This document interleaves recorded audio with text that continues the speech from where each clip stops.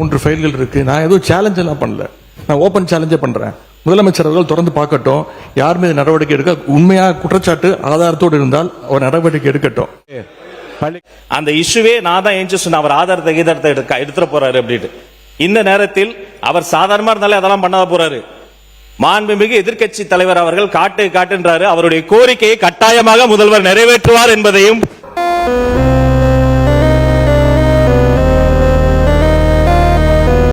சிவன் சொத்து குலநாசம் என்பதை நாங்கள் தெளிவாக அறிந்தவர்கள். சிவன் சொத்து குலநாசம் என்பதை நாங்கள் தெளிவாக அறிந்தவர்கள்.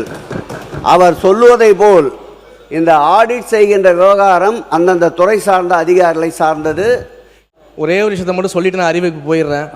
சிவன் சொத்து கொலநாசம் என்பதை அறிந்தவர்கள் நாங்கள் என்று சொல்றாங்களே, கூடிய சீக்கிரம் நிறைய விஷயங்களை எடுத்து வச்சிருக்கிறோம், ஆதாரத்தோடு நாங்கள் வெளியிடுறோம்.